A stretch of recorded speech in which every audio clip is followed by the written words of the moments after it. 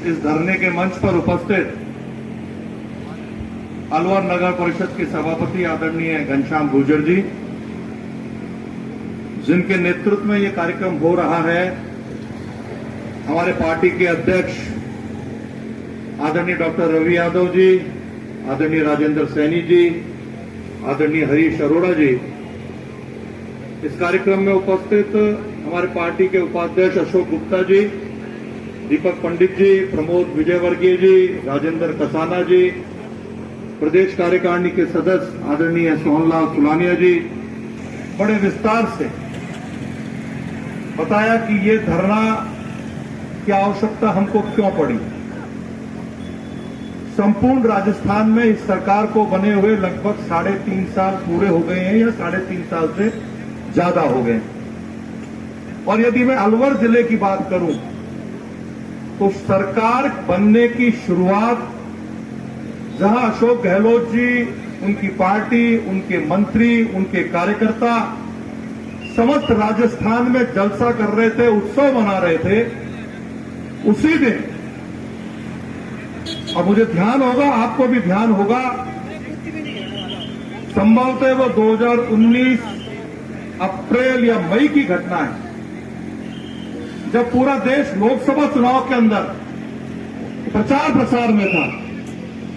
उसी दिन थानागाजी विधानसभा के अंदर एक बहुत खतरनाक घटना घटित हुई थी और वो राजस्थान की सरकार की पहली सौगात थी, जो अपराधियों के इतने हौसले बुलंद हुए जिन्होंने एक बेटी के साथ सामूहिक बलात्कार किया और अपराधी वहां से फरार हो गए थे। उसके बाद मैं धन्यवाद देना चाहूंगा भारतीय जनता पार्टी के हमारे अलवर जिले के कार्यकर्ताओं को, जिन्होंने इस बात को उठाया, पुरजोर तरीके से उठाया और संपूर्ण राजस्थान ही नहीं पूरे भारतवर्ष में अपराध की गूंज बनी और वो मुलजिम भी गिरफ्तार हुए और उस पीड़िता से मिलने के लिए कांग्रेस पार्टी के युवराज स्वयं राहुल गांधी को आना पड़ा।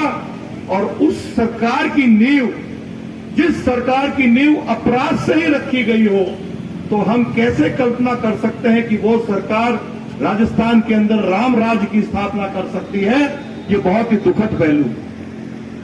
यदि मैं अलवर जिले की बात करूं, अलवर शहर की बात करूं, तो 3.5 साल में पहले हम सबको प्रतिदिन पानी मिलता था। फिर पानी की किल्लत बता करके जलदाय विभाग ने कहा कि एक दिन छोड़ के एक दिन देंगे, और वो भी लगभग 1 घंटा देंगे। अलवर के हमारे पार्षदगण बैठे हैं और जनता जनार्दन बैठी, हम सबने विरोध किया कि हमें प्रतिदिन पानी दीजिए, चाहे आधा घंटा दे दीजिए, लेकिन प्रतिदिन पानी दीजिए। लेकिन कांग्रेस की सरकार ने हमारी नहीं सुनी और परिणाम यह हुआ कि एक दिन छोड़कर एक दिन पानी दे रहे हैं, लेकिन कहीं 10 मिनट, कहीं 5 मिनट, कहीं 15 मिनट। और जो टेल एंड के घर हैं हमारे, जो 10 घर हैं, 20 घर हैं, वह आज भी पानी की बूंद के लिए हमारे कार्यकर्ता ही नहीं अपितु आम जनता लगातार संघर्ष कर रही है। लेकिन इस गूंगी बहरी सरकार के ऊपर कोई असर पड़ने वाला नहीं है। कोरोना के कालखंड की बात करो तो कोरोना के कालखंड में अलवर जिला भरतपुर से कहीं बड़ा जिला है। हमारे 11 विधानसभा है, 8 विधानसभा भरतपुर में, लेकिन संभागीय आयुक्त ने कांग्रेस सरकार के दबाव में, वहां के मंत्री के दबाव में, और धिक्कार दूंगा मैं मेरे मंत्री को, जो उस वक्त एकमात्र मंत्री थे हमारे जिले के, जो हमारे हितों की रक्षा नहीं कर पा रहे थे। 31% ऑक्सीजन की मात्रा भरतपुर को दी जा रही थी और अलवर शहर को मात्र 21% ऑक्सीजन की मात्रा दी जा रही थी। अस्पतालों में ऑक्सीजन का अभाव, चाहे वो सरकारी अस्पताल हो चाहे निजी अस्पताल हो, सभी अस्पतालों पर तख्तियां लगा दी गई थी कि हमारे पास ऑक्सीजन नहीं है, अपने मरीजों को लेकर चले जाइए। मैं साधुवाद देना चाहूंगा, हमारे कुछ चेहरे मुझे यहां दिख रहे हैं, लोगों को जिला कलेक्टर के चैम्बर में धरने पे बैठना पड़ा और लगभग 9 घंटे तक उस धरने के दौरान ये हुआ कि अलवर शहर सहित पूरे जिले के अंदर ऑक्सीजन की व्यवस्था सुधरी और उस धरने की गूंज पूरे राजस्थान ही नहीं अभी तो हिंदुस्तान में गूंजी और राजस्थान के मुख्यमंत्री को मजबूर होकर के सभी जगह निष्पक्ष भाव से ऑक्सीजन का वितरण करने का काम शुरू किया गया। रेमडेसिविर इंजेक्शन के लिए हमारे आला अधिकारी ये कहते थे कि अलवर के मंत्री से बात करो। भाई क्यों बात करें? परिजन मेरा भी है, मरीज किसी का भी हो सकता है, उसके लिए रेमडेसिविर की आवश्यकता है या उससे बड़े इंजेक्शन की आवश्यकता है, तो आप उसको निष्पक्ष भाव से दीजिए। मंत्री कहेगा तो इंजेक्शन मिलेगा। इस प्रकार की भावना से इस राजस्थान सरकार ने काम किया है बंधुओं। और वर्तमान में जिस प्रकार से अपराध में बढ़ोतरी हुई है, वर्तमान में जिस प्रकार से बिजली हमारी आम जन को नहीं मिल रही, किसानों को नहीं मिल रही, शहरों में कटौती हुई है, और हमारे जो मुख्यमंत्री जी बार बार कहते थे कि बिजली के दरों में वृद्धि नहीं करेंगे, हिडन चार्जेस के माध्यम से जिस प्रकार से बिजली को महंगी किया गया है। और कल मैं अखबार पढ़ रहा था कि जो सोलर पैनल के माध्यम से हम स्वयं बिजली उत्पादन करते हैं, उसके ऊपर भी राजस्थान सरकार ने टैक्स लगा करके उपभोक्ता को कुचलने का काम किया है। पीने का पानी हम दे नहीं सकते, अच्छी चिकित्सा व्यवस्था हम दे नहीं सकते, स्कूल है अध्यापक नहीं है, स्कूल है तो सीटें कम है, सफाई व्यवस्था के नाम पर जिस प्रकार से हमारे चेयरमैन साहब को काम करने नहीं दिया जा रहा है। आपने जैसे बताया कि एनआईटी इस नगर परिषद के अंदर संभवतः चेयरमैन साहब ये चौथी एनआईटी लगी है, 5वीं बार। 4 एनआईटी खुद के झगड़े में खत्म करी। भारतीय जनता पार्टी का चेयरमैन के रूप में घनश्याम जी आए, निष्पक्ष भाव से आयुक्त महोदय ने और चेयरमैन साहब ने एक पत्र सभी पार्षदों को लिखा कि आप अपने अपने वार्ड में जो विकास के काम कराना चाहते हैं उसकी सूची हमको दे दीजिए।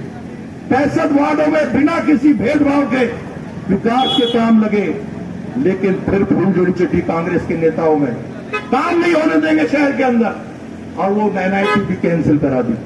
चेयरमैन साहब ने कहा, हमारे पार्षदों ने कहा कि आप लोग आकर के खुद तय कर लीजिए कितना काम किसको चाहिए, और अब वो एनआईटी लगी है, लेकिन उसका वर्क ऑर्डर देने में भी जैसी मुझे जानकारी आ रही है, किन्हीं वार्डों में दी जा रही है, किन्हीं वार्डों में नहीं दी जा रही है।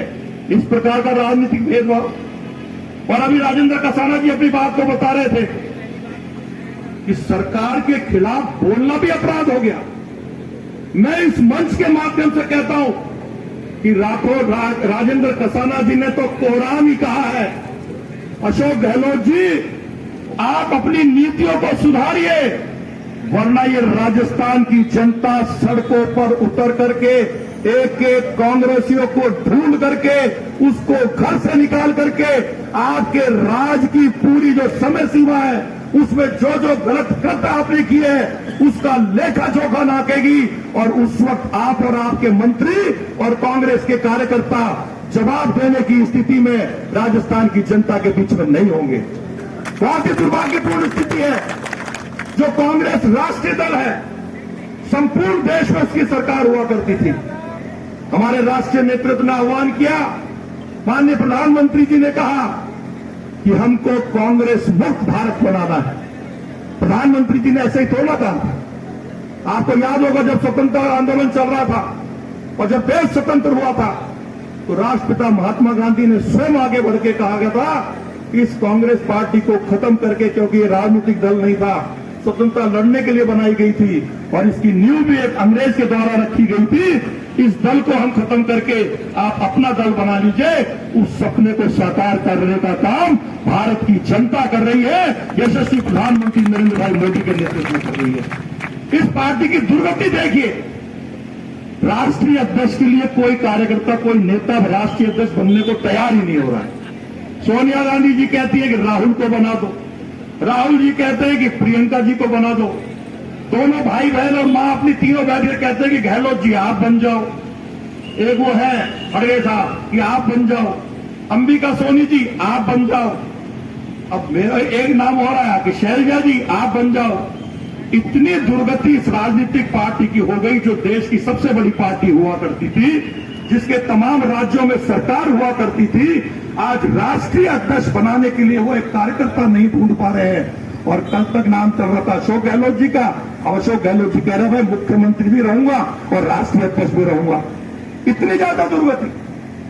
और राजस्थान की जनता ही नहीं, पूरे देश की जनता इस पार्टी से पिंड छुड़ाने के लिए मूड में आ चुकी है। और इस धरने के माध्यम से आज आप सब कार्यकर्ताओं ने भी, मैं प्रशासन को भी चेतावनी देना चाहता हूं कि राजेंद्र कसाना जी के साथ जो घटना हुई है आने वाले समय में अलवर जिले के किसी कार्यकर्ता की तरफ आंख उठा के भी देखा इस पुलिस और इस प्रशासन ने, तो भारतीय जनता पार्टी का ये सामने बैठा हुआ एक एक कार्यकर्ता उस कार्यकर्ता को बचाने के लिए सड़कों पर उतरेगा।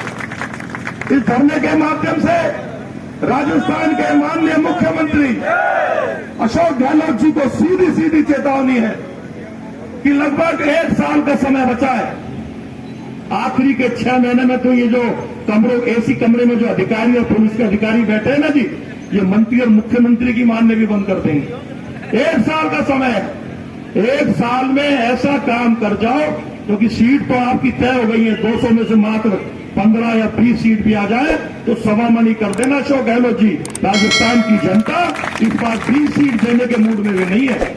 भारतीय जनता पार्टी की 180, 185, 190 तक भी सीट आ जाए तो कोई अतिशोक्ति नहीं होगी, लेकिन ऐसा कोई काम कर जाओ तो आने वाले समय में आप महात्मा गांधी की छवि लेके बजाने जाते हो, आप स्वयं को राजस्थान के गांधी के रूप में प्रस्तुत करना चाहते हो, तो हमारी माता और बहनों के साथ न्याय कर जाओ, भ्रष्टाचार से मुक्त प्रशासन दे जाओ, अपराध से मुक्त राजस्थान दे जाओ, राजस्थान की जनता को जो मूलभूत सुविधाएं हैं वो दे जाओ, तो निश्चित रूप से कहीं ना कहीं राजस्थान के किसी कोने में से आपको वो आम जनता धन्यवाद दे देगी।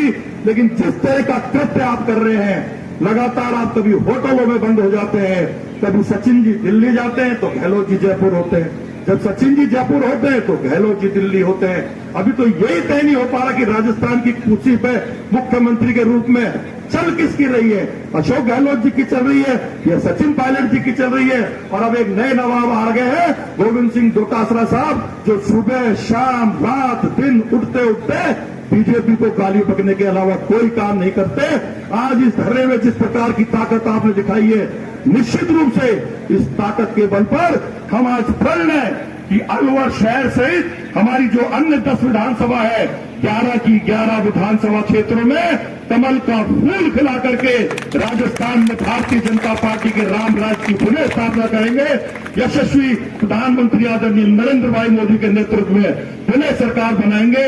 इस शुभ अवसर पर आप सब लोग आए, आपका बहुत बहुत धन्यवाद। जय भारत, जय हिंद। संजय शर्मा, संजय शर्मा। बहुत ही धन्यवाद।